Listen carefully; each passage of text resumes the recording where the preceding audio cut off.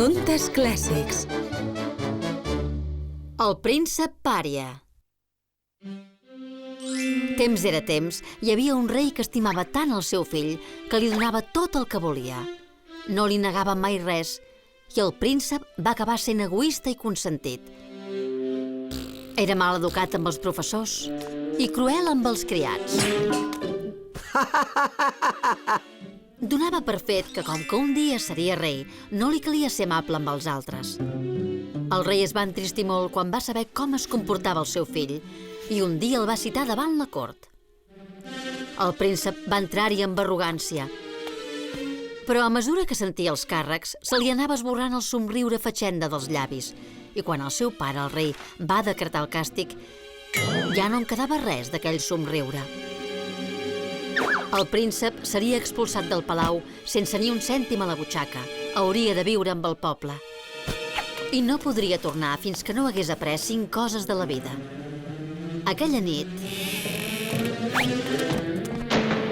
malgrat que el príncep va clavar cops de peu i va cridar fins a quedar-se afònic, va acabar al mig del carrer sol i sense diners. Van passar dies, setmanes i mesos i el príncep estava cansat i baldat de dormir per terra. Li van sortir durícies a les mans de tant treballar. Les costelles se li marcaven prou per recordar-li que trobar menjar no era gens fàcil.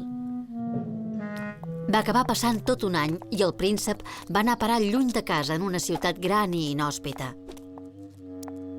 Un captaire molt amable li va parlar d'una casa on una princesa donava xupluc a la gent sola i desemparada. Capcot, el príncep hi va entrar i es va posar a la cua del menjar.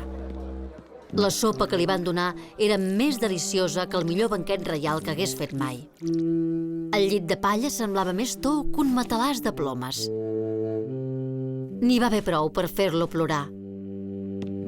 Llavors, en la penombra, una veu dolça li va preguntar: «Què et fa patir tant, bon home?» El príncep va aixecar la vista i va veure la cara de la princesa més bonica que es pogués imaginar. Ella va insistir perquè li expliqués la història, però, tot i que estava temptat de confessar-ho tot, se'n va estar avergonyit pel comportament que havia tingut com a príncep. Es va limitar a dir: «Soc un fill que no mereix l'amor del seu pare. Faig un viatge per entendre com viu la gent senzilla dels pobles i no puc tornar a casa fins que aprengui 5 coses de la vida». La princesa va somriure. Va preguntar al príncep si havia sentit gana i fred. «Sí, i tant», va dir ell. «Llavors ja has après 2 coses». Llavors va preguntar al príncep si havia conegut l'agraïment i amabilitat. Ell va dir que sí. Estava molt agraït pel menjar i el llit que ella li oferia, i la seva amabilitat li havia arribat al cor. «Doncs així ja has après 4 coses». Finalment, va preguntar al príncep si era humil d'esperit. El príncep va pensar en tots els moments que havia sigut cruel amb els súbdits del seu pare i es va posar vermell de vergonya.